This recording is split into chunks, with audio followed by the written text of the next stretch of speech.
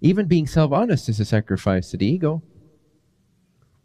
Why? Because it generates discomfort. Who likes discomfort?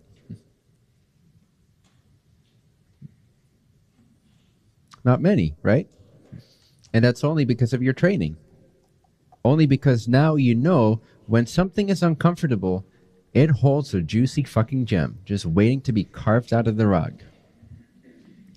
So you're already excited for it. Ooh, discomfort. Oh, I feel some awkwardness arising, some social tension. I know this is going to lead to something fantastic.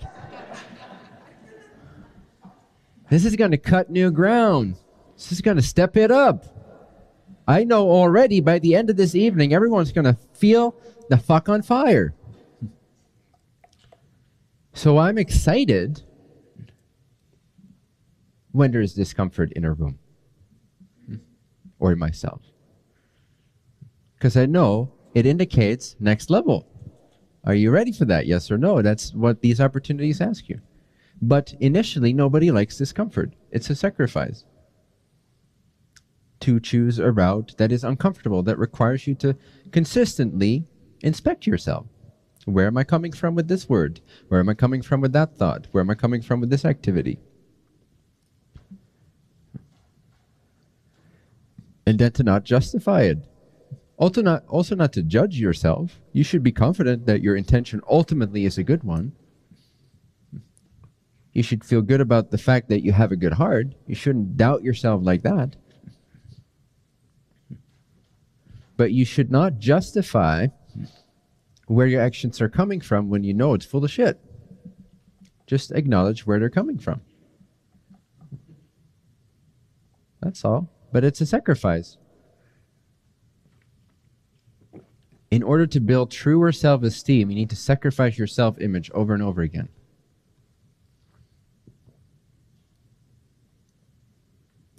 In order to build true self-esteem, you need to sacrifice your self-image over and over again.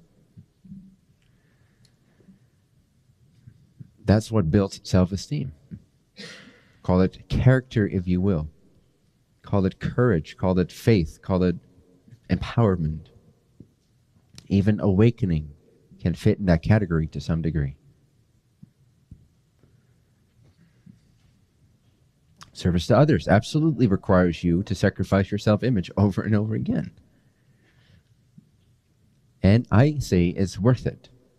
But that's just my opinion, based on my experience. Who here identifies or has identified in the past as a shy person? So it's not the most comfortable thing in the world for you to ask someone on the street for directions. Raise your hand if that's not something that you'd like to do. Yeah, there's a little bit of a barrier there, or used to be. Okay. So your self-image is, I'm a shy person. That's what you've been telling yourself. And you'd rather spend sort of half an hour trying to find it, going back and forth between different roundabouts, than ask a person on the street that solves it right away. Right? You know these experiences? Where you're like, yeah, no, I'm okay. I still got some time. I'll figure it out. And it's okay. I'm just introvert. I'm just a shy person. That's a static image. That's a self-image. That's not self-esteem. That's not character. I'm just tying these two together. I'm answering your question. But now,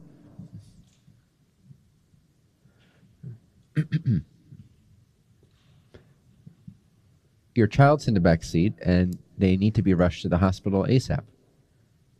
Otherwise, he'll die. Are you a shy person? You don't know the directions to the hospital. Are you a shy person? You might even be shouting at the person. Imagine doing that with no good reason, right? Just like, hey, can you tell me directions to the hospital? That wouldn't cross your mind to ever do that, especially as a shy person. But that's what you're doing because you have a desire. Suddenly, none of your self-images pose any obstacle whatsoever to get the job done, to be who you need to be. Because there is incentive, there is desire. This is just a very simple example as to how a lack of intensity or purity of desire, it's kind of the same thing. The purer the desire, the more powerful it is. The stronger the desire, the purer it is. So the purer the desire, the stronger the desire, the less you will place obstacles in your road, in your own way.